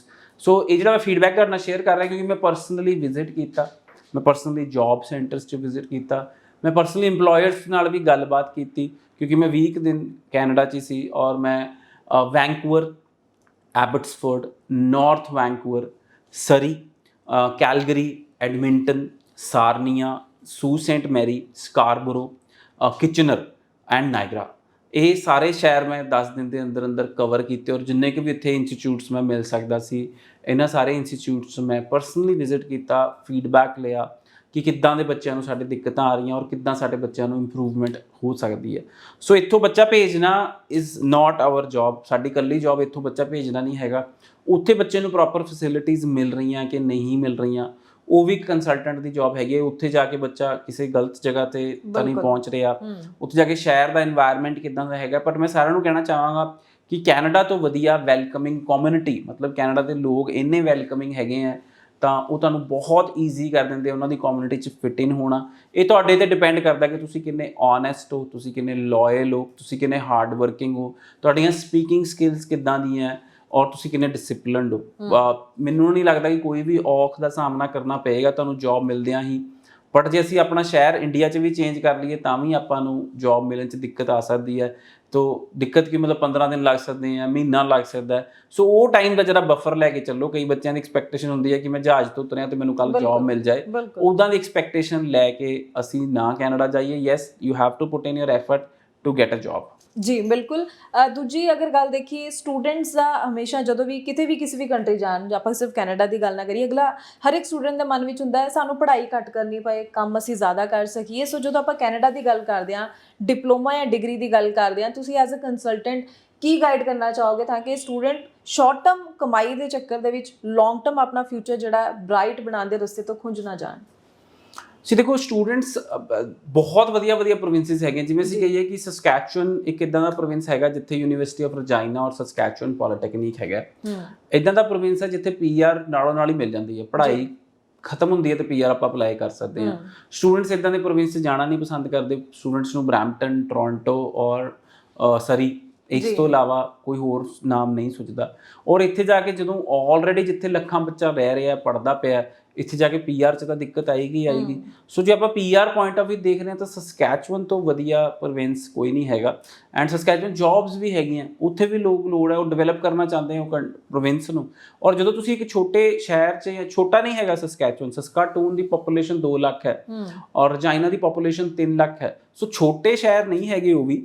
Regina and Saskatoon are the biggest cities in Saskatchewan. So ਆਪਾਂ ਉਹ ਪ੍ਰੋਵਿੰਸ ਨੂੰ ਦੇਖੀਏ, ਉੱਥੇ ਜ਼ਰੂਰ ਜਾਈਏ ਤਾਂ ਕਿ ਸਾਨੂੰ ਈਜ਼ੀ PR ਆਪਸ਼ਨਸ ਮਿਲ ਸਕਣ। ਇਸ ਤੋਂ ਬਾਅਦ ਅਲਬਰਟਾ ਆ ਜਾਂਦਾ। ਸੋ ਅਲਬਰਟਾ 'ਚ ਵੀ ਬਹੁਤ ਸਾਰੇ ਕਾਲਜਿਸ ਹੈਗੇ ਆ। Northwest College, Lethbridge College, Medicine Hat College, ਅਸੀਂ ਗੱਲ ਕਰਦੇ ਹਾਂ Keyano College, Bow Valley College. So ਇਹ ਕਾਫੀ ਲੰਬੀ ਲਿਸਟ ਹੈ। Set, net. ਸੋ ਇਹਨਾਂ ਕਾਲਜਿਸ ਵੱਲ ਵੀ ਧਿਆਨ ਦਈਏ ਕਿਉਂਕਿ ਅਲਬਰਟਾ ਨੇ ਇੱਕ ਸਟਰੀਮ ਬਣਾ ਲਈ ਹੈ। ਜਿਵੇਂ ਮੈਨੀਟੋਬਾ ਦੀ ਸਟਰੀਮ ਸੀ ਨਾ PR ਵਾਲੀ, ਕਿ Manitoba special international stream for students PR ਲਈ, ਉੱਦਾਂ ਹੀ ਅਲਬਰਟਾ ਨੇ ਵੀ ਇੱਕ ਸਟਰੀਮ ਬਣਾ ਲਈ ਹੈ ਕਿ Alberta stream for international students for PR। So Alberta ਵੀ ਆਪਾਂ ਦੇਖੀਏ। ਅਲਬਰਟਾ ਅੱਛੀ ਜਗ੍ਹਾ, ਤੁਸੀਂ ਉੱਥੇ ਜਾ ਸਕਦੇ ਹੋ। ਬਿਊਟੀਫੁਲ ਲੋਕੇਸ਼ਨਸ ਹੈਗੀਆਂ ਅਲਬਰਟਾ 'ਚ। ਸੋ ਤੁਸੀਂ ਉੱਥੇ ਜਾਓ, ਬਹੁਤ ਕੰਮ ਹੈ। ਸੋ ਸਟੂਡੈਂਟਸ ਇੱਦਾਂ ਅਲਬਰਟਾ ਨੂੰ ਵੀ ਆਪਾਂ ਦੇਖੀਏ ਕਿ ਅਲਬਰਟਾ ਜਾ ਸਕਦੇ ਹਾਂ। ਔਰ ਸਾਰੇ ਹੀ ਕਾਲਜਿਸ ਅਸੀਂ ਡਾਇਰੈਕਟ ਰਿਪਰੈਜ਼ੈਂਟ ਕਰਦੇ ਹਾਂ। ਇਸ ਤੋਂ ਇਲਾਵਾ BC 'ਚ ਵੀ ਬਹੁਤ ਸਾਰੇ ਕਾਲਜਿਸ ਹੈਗੇ ਆ, ਜਿਵੇਂ ਨਾਰਥ ਆਈਲੈਂਡ ਕਾਲਜ ਹੋ ਗਿਆ, ਜਿੱਥੇ ਮੇਰੇ ਹਿਸਾਬ ਨਾਲ ਜਿੰਨੇ ਵੀ ਮੇਰੇ ਬੱਚੇ ਗਏ ਆ ਉਹਨਾਂ ਨੂੰ ਮਤਲਬ ਕਿ 10 ਦਿਨ ਦੇ ਅੰਦਰ ਅੰਦਰ ਹੀ ਜੌਬ ਮਿਲ ਗਈ। ਓਕੇ। ਐਂਡ ਜਿੰਨੇ ਵੀ ਬੱਚੇ ਮੇਰੇ ਉੱਥੋਂ ਪਾਸ ਆਊਟ ਹੋਏ ਆ ਉਹ ਉਸੇ ਸ਼ਹਿਰ 'ਚ ਹੀ ਵਸ ਗਏ ਕਿਉਂਕਿ ਇੰਨਾ ਸੋਹਣਾ ਸ਼ਹਿਰ ਸੀ ਔਰ ਉੱਥੇ ਹੀ ਉਹਨਾਂ ਦੀ PR ਵੀ ਹੋ ਗਈ। ਸੋ ਨਾਰਥ ਆਈਲੈਂਡ ਕਾਲਜ, ਕੋਮੌਕਸ, ਕੋਟਨੀ, ਬਹੁਤ ਸੋਹਣੀਆਂ ਜਗ੍ਹਾ ਹੈਗੀਆਂ, ਮਤਲਬ ਕਿ ਬਹੁਤ ਹੀ ਵਧੀਆ ਜਗ੍ਹਾ ਹੈਗੀਆਂ। ਉੱਥੇ ਜ਼ਰੂਰ ਤੁਸੀਂ ਦੇਖੋ ਕਿ ਤੁਸੀਂ ਕਿੱਦਾਂ ਜਾ ਕੇ ਉਹ ਕਾਲਜਿਸ ਚੂਜ਼ ਕਰੋ। ਲਿਮਿਟਿਡ ਸੀਟਸ ਹੈ ਇਹਨਾਂ ਕਾਲਜਿਸ 'ਚ, ਸੀਟਸ ਜ਼ਿਆਦਾ ਨਹੀਂ ਹੁੰਦੀਆਂ ਕਿਉਂਕਿ ਇਹ ਕਾਲਜਿਸ ਬਹੁਤ ਘੱਟ ਬੱਚੇ ਲੈਂਦੇ ਆ ਐਂਡ ਬਹੁਤ ਕੁਆਲਿਟੀ ਮੇਨਟੇਨ ਕਰਦੇ ਆ। ਔਰ ਉੱਥੇ ਬੱਚਿਆਂ ਨੂੰ ਪੂਰਾ ਸਿਸਟਮ ਮਤਲਬ ਉਹ ਦੇਖਦੇ ਆ ਕਿ ਉਹ ਆਪਣੀ ਕਮਿਊਨਿਟੀ 'ਚ ਗੱਲ ਕਰਦੇ ਆ ਕਿਹੜੇ ਕੋਰਸਿਸ 'ਚ ਜੌਬ ਚਾਹੀਦੀ ਹੈ, ਕਿੱਦਾਂ ਬੱਚਾ ਆ ਕੇ ਰਹੇਗਾ। ਸੋ ਇਹ ਕਾਲਜ ਜਿਹੜੇ ਛੋਟੇ ਸ਼ਹਿਰਾਂ ਦੇ ਕਾਲਜ ਆ ਉਹ ਬਹੁਤ ਜ਼ਿਆਦਾ ਧਿਆਨ ਰੱਖਦੇ ਆ ਆਪਣੇ ਬੱਚਿਆਂ ਦਾ। ਇੱਦਾਂ ਹੀ ਕਿਆਨੋ ਕਾਲਜ ਹੋ ਗਿਆ, ਇੱਦਾਂ ਹੀ ਮੈਡੀਸਨ ਹੈਟ ਕਾਲਜ ਹੋ ਗਿਆ, same goes for Lethbridge college ਹੋ ਗਿਆ। ਸੋ ਬਹੁਤ ਅੱਛੇ ਜਗ੍ਹਾ ਹੈਗੀਆਂ ਜਿੱਥੇ ਤੁਸੀਂ ਜਾ ਕੇ ਸੈਟਲ ਹੋ ਸਕਦੇ ਹੋ। ਇਸ ਤੋਂ ਇਲਾਵਾ ਬ੍ਰਿਟਿਸ਼ ਕੋਲੰਬੀਆ 'ਚ ਅਸੀਂ ਗੱਲ ਕਰੀਏ, ਕ੍ਰੈਨਬੁੱਕ 'ਚ ਕਾਲਜ ਦਾ ਰੌਕੀਜ਼ ਹੈ, ਡੌਸਨ ਕ੍ਰੀਕ ਐਂਡ ਸੇਂਟ ਜੌਨ 'ਚ ਨਾਰਦਰਨ ਲਾਈਟਸ ਕਾਲਜ ਹੈਗਾ, ਫਿਰ ਸੈਲਕ੍ਰਿਕ ਕਾਲਜ ਹੈਗਾ ਕਲੋਵਨਾ 'ਚ, ਐਂਡ ਕੀ ਕਹਿੰਦੇ ਆ University of New British Columbia ਵੀ ਹੈਗੀ। ਸੋ ਬਹੁਤ ਸਾਰੀਆਂ ਇੱਦਾਂ ਦੀਆਂ ਆਪਸ਼ਨਸ ਹੈਗੀਆਂ ਜਿਹੜੇ ਬੱਚੇ ਐਕਸਪਲੋਰ ਨਹੀਂ ਕਰਨਾ ਚਾਹੁੰਦੇ, ਉਹਨਾਂ ਨੂੰ ਲੱਗਦਾ ਕਿ ਅਸੀਂ ਬਰੈਂਪਟਨ ਜਾ ਕੇ ਹੀ ਸੈਟਲ ਹੋ ਸਕਦੇ ਹਾਂ। ਸੋ ਸਟੂਡੈਂਟ ਜਿੱਥੇ ਜ਼ਿਆਦਾ ਬੱਚੇ ਹੋਣਗੇ, ਕੰਪੀਟੀਸ਼ਨ ਜ਼ਿਆਦਾ ਹੋਏਗਾ, ਯੈਸ ਉੱਥੇ ਜੌਬ ਮਿਲਣ 'ਚ ਦਿੱਕਤ ਆਏਗੀ। So you should start looking for other places. ਹੁਣ ਟਿਮਿਨਸ ਮੇਰੇ ਬੱਚੇ ਇੰਨੇ ਸਾਰੇ ਜਾਂਦੇ ਹਰ ਸਾਲ ਨਾਰਦਰਨ ਕਾਲਜ, ਬਹੁਤ ਪੋਜ਼ਿਟਿਵ ਫੀਡਬੈਕ ਹੈ। ਜਲਦੀ ਬੱਚਿਆਂ ਨੂੰ ਕੰਮ ਮਿਲ ਰਿਹਾ, ਅਫੋਰਡੇਬਲ ਸਿਟੀ ਹੈ, ਅਕੋਮੋਡੇਸ਼ਨ 'ਚ ਦਿੱਕਤ ਨਹੀਂ ਆ ਰਹੀ ਹੈ, ਕਾਲਜ ਆਉਣ ਜਾਣ 'ਚ ਟਾਈਮ ਨਹੀਂ ਲੱਗਦਾ, ਘਰ ਤੋਂ ਜੌਬ ਜਾਣ 'ਚ ਜ਼ਿਆਦਾ ਟਾਈਮ ਨਹੀਂ ਲੱਗਦਾ। ਸੋ ਟਾਈਮ ਇਜ਼ ਮਨੀ। ਜੇ ਤੁਹਾਨੂੰ 2 ਘੰਟੇ ਕਾਲਜ ਜਾਣ ਨੂੰ ਲੱਗ ਰਹੇ ਆ, 2 ਘੰਟੇ ਕੰਮ ਤੇ ਜਾਣ ਨੂੰ ਲੱਗ ਰਹੇ ਆ, ਮਤਲਬ ਤੁਸੀਂ 4 ਘੰਟੇ ਟਰੈਵਲ ਕਰ ਰਹੇ ਹੋ ਕਿਸੇ ਵੱਡੇ ਸ਼ਹਿਰ 'ਚ, ਦੈਟ ਇਜ਼ ਦ ਪੋਸੀਬਿਲਿਟੀ। ਕਿਉਂਕਿ ਟੋਰਾਂਟੋ 'ਚ ਤੁਹਾਨੂੰ 3-4 ਘੰਟੇ ਟਰੈਵਲ ਕਰਨਾ ਪੈ ਸਕਦਾ। ਸੋ ਇਹਦਾ ਮਤਲਬ ਹੈ ਕਿ 4 ਘੰਟੇ ਦਿਨ 'ਚ ਤੁਸੀਂ ਆਪਣੇ ਲੂਜ਼ ਕਰ ਰਹੇ ਹੋ। Minimum wage is $16। ਸੋ ਯਾਨੀ ਕਿ 4 × 16 $64 ਦਾ ਆਪਣਾ ਨੁਕਸਾਨ ਹੋ ਗਿਆ। So that is not worth travelling. So students ਉਸ ਟਾਈਮ 'ਚ ਤੁਸੀਂ ਆਪਣਾ ਘਰ ਦਾ ਕੰਮ ਕਰ ਸਕਦੇ ਹੋ, ਉਸ ਟਾਈਮ ਤੁਸੀਂ ਪੜ੍ਹਾਈ ਕਰ ਸਕਦੇ ਹੋ। ਸੋ ਬਹੁਤ ਸਾਰੀਆਂ ਚੀਜ਼ਾਂ ਆਪਾਂ ਨੂੰ ਐਨਾਲਾਈਜ਼ ਕਰਨੀਆਂ ਚਾਹੀਦੀਆਂ ਜਦੋਂ ਅਸੀਂ ਬਾਹਰ ਪੜ੍ਹਨ ਜਾਣਾ, ਔਰ ਇੱਕ ਰਾਈਟ ਕੰਸਲਟੈਂਟ ਦੀ ਤੁਹਾਨੂੰ ਲੋੜ ਹੈਗੀ ਹੈ ਕਿ ਜਿਹੜਾ ਇਹ ਤੁਹਾਨੂੰ ਗਾਈਡ ਕਰ ਸਕੇ, ਕਿਉਂਕਿ ਅੱਜ ਦੀ ਡੇਟ 'ਚ ਕੰਸਲਟੈਂਟ ਤਾਂ ਲੱਖਾਂ ਹੈਗੇ ਆ, ਬਟ ਉਹ ਆਪੇ ਕਦੀ ਕੈਨੇਡਾ ਗਏ ਆ, ਉਹ ਆਪੇ ਕਦੀ ਕਿਸੇ ਯੂਨੀਵਰਸਿਟੀ 'ਚ ਵਿਜ਼ਿਟ ਕੀਤਾ, ਆਪੇ ਉਹ ਕਦੀ ਕਿਸੇ ਕਾਲਜ 'ਚ ਵਿਜ਼ਿਟ ਕਰਕੇ ਆਏ ਆ। ਸੋ ਮੈਨੂੰ ਬਹੁਤ ਡਾਊਟ ਹੈ ਉਸ ਚੀਜ਼ ਤੇ। ਸੋ ਸਾਰੇ ਕਹਿੰਦੇ ਆ ਕਿ ਮੈਂ ਸਰਟੀਫਾਈਡ ਕੰਸਲਟੈਂਟ ਹੈਗਾ। ਸੋ ਲੈਂਡਮਾਰਕ ਇਮੀਗ੍ਰੇਸ਼ਨ ਜੇ ਕਹਿੰਦਾ ਹੈ ਕਿ ਤੁਹਾਨੂੰ ਸਰਟੀਫਾਈਡ ਕੰਸਲਟੈਂਟ ਹੈਗੇ ਆ, ਤਾਂ RCIC ਮੈਂਬਰ ਸਾਡੇ ਪੈਨਲ ਤੇ ਆ, ਉਹ ਕੈਨੇਡਾ ਰਹਿੰਦੇ ਆ, ਔਰ ਮੈਂ ਸਾਲ 'ਚ 2-3 ਵਾਰੀ ਵਿਜ਼ਿਟ ਕਰਦਾ ਕੈਨੇਡਾ, ਜਰਮਨੀ, USA, ਤਾਂ ਕਿ ਜਿਹੜੇ ਬੱਚਿਆਂ ਨੂੰ ਅਸੀਂ ਜਿੱਥੇ ਭੇਜਦੇ ਹਾਂ ਉੱਥੇ ਸੇਫ ਹੈ, ਉਹਨਾਂ ਨੂੰ ਉੱਦਾਂ ਦੀਆਂ ਉੱਥੇ ਕੋਈ ਪ੍ਰੋਬਲਮ ਤਾਂ ਨਹੀਂ ਆ ਰਹੀਆਂ। ਸੋ ਇਹ ਚੀਜ਼ਾਂ ਬਹੁਤ ਜ਼ਿਆਦਾ ਸਟੂਡੈਂਟਸ ਪੇਰੈਂਟਸ ਨੂੰ ਦੇਖਣੀਆਂ ਚਾਹੀਦੀਆਂ ਜਦੋਂ ਉਹਨਾਂ ਨੇ ਆਪਣਾ ਬੱਚਾ ਬਾਹਰ ਭੇਜਣਾ। ਬਿਲਕੁਲ ਸਹੀ ਗੱਲ ਤੁਸੀਂ ਕਹੀ। ਸੋ ਪੇਰੈਂਟਸ ਨੂੰ ਬਹੁਤ ਇਹਨਾਂ ਗੱਲਾਂ ਦਾ ਧਿਆਨ ਰੱਖਣਾ ਚਾਹੀਦਾ ਕਿ ਅਸੀਂ ਆਪਣੇ ਬੱਚੇ ਦਾ ਫਿਊਚਰ ਜਿਸ ਕੰਸਲਟੈਂਟ ਦੇ ਹੱਥ ਦੇ ਰਹੇ ਹਾਂ, ਉਹਨਾਂ ਦਾ ਆਪਣਾ ਉਸ ਫੀਲਡ ਵਿੱਚ ਕਿੰਨਾ ਐਕਸਪੀਰੀਅੰਸ ਹੈ, ਕਿੰਨਾ ਕੁ ਸਕਸੈਸ ਰੇਟ ਹੈ ਵੀਜ਼ਾ ਲਗਾਉਣ ਦੇ ਵਿੱਚ। ਸੋ ਲੈਂਡਮਾਰਕ ਇਮੀਗ੍ਰੇਸ਼ਨਸ ਪਿਛਲੇ ਬਹੁਤ ਸਾਰੇ ਸਾਲਾਂ ਤੋਂ ਸਟੂਡੈਂਟਸ ਨੂੰ ਉਹਨਾਂ ਦੀ ਜੋ ਮਨਪਸੰਦ ਡੈਸਟੀਨੇਸ਼ਨ ਹੈ ਉੱਥੇ ਪਹੁੰਚਾ ਰਹੇ ਨੇ, ਜਿੱਥੇ ਸਟੂਡੈਂਟ ਐਲੀਜੀਬਲ ਨੇ, ਜਾਣਾ ਚਾਹੁੰਦੇ ਨੇ। ਵੀਕ ਤੋਂ ਵੀਕ ਪ੍ਰੋਫਾਈਲ ਤੇ ਵੀ ਕੰਮ ਕੀਤਾ ਗਿਆ ਇਹਨਾਂ ਦੀ ਟੀਮ ਵੱਲੋਂ, ਤੇ ਸਕਸੈਸਫੁਲੀ ਉਹਨਾਂ ਦਾ ਵੀ ਸਟੱਡੀ ਵੀਜ਼ਾ ਲਿਆ ਗਿਆ। ਚਾਹੇ ਕਿ ਤੁਹਾਡੀ ਰਿਫਿਊਜ਼ਲ ਪ੍ਰੋਫਾਈਲ ਹੈ, ਕਈ ਵਾਰ ਤੁਹਾਡਾ ਰਿਫਿਊਜ਼ਲ ਆ ਚੁੱਕਿਆ, ਚਾਹੇ ਕਿ ਥੋੜਾ ਬਹੁਤਾ ਗੈਪ ਵੀ ਪੈ ਚੁੱਕਿਆ, ਫਿਰ ਵੀ ਤੁਸੀਂ ਆਪਣੇ ਡਾਕੂਮੈਂਟਸ ਲੈ ਕੇ ਜ਼ਰੂਰ ਵਿਜ਼ਿਟ ਕਰੋ, ਅਸੈਸਮੈਂਟ ਕਰਵਾਓ। ਲੈਂਡਮਾਰਕ ਇਮੀਗ੍ਰੇਸ਼ਨ ਵੱਲੋਂ ਤੁਹਾਨੂੰ ਰਾਈਟ ਗਾਈਡੈਂਸ ਦੇ ਨਾਲ ਅੱਗੇ ਤੋਰਿਆ ਜਾਏਗਾ ਤੇ ਤੁਹਾਡਾ ਸਟੱਡੀ ਵੀਜ਼ਾ ਲਿਆਉਣ ਦੇ ਵਿੱਚ ਤੁਹਾਡੀ ਮਦਦ ਕੀਤੀ ਜਾਵੇਗੀ। ਸੋ ਆਪਾਂ ਹਰ ਤਰ੍ਹਾਂ ਦੀ ਪ੍ਰੋਫਾਈਲ ਦੀ ਜਿਵੇਂ ਗੱਲ ਕਰ ਰਹੇ ਹਾਂ, ਤਾਂ ਇੱਥੇ ਮੈਂ ਸਪਾਊਸ ਵੀਜ਼ਾ ਦੀ ਵੀ ਗੱਲ ਜ਼ਰੂਰ ਕਰਨਾ ਚਾਹੂੰਗੀ। ਬਾਕੀ ਕੰਟਰੀਜ਼ ਦਾ ਫਾਰਮੈਟ ਆਪਾਂ ਦੇਖੀਏ ਕਿਤੇ ਸਟ੍ਰਿਕਟ ਹੈ ਜਾਂ ਰੂਲਸ ਚੇਂਜ ਹੋ ਰਹੇ ਨੇ, ਤਾਂ ਆਪਾਂ ਜਦੋਂ ਹੁਣ ਕੈਨੇਡਾ ਦੀ ਗੱਲ ਕਰਦੇ ਹਾਂ, ਕੈਨੇਡਾ ਹਰ ਪੱਖ ਤੋਂ ਵੈਲਕਮ ਕਰ ਰਿਹਾ। ਸਪਾਊਸ ਵੀਜ਼ਾ ਨੂੰ ਲੈ ਕੇ ਕਿਸ ਤਰ੍ਹਾਂ ਦੇ results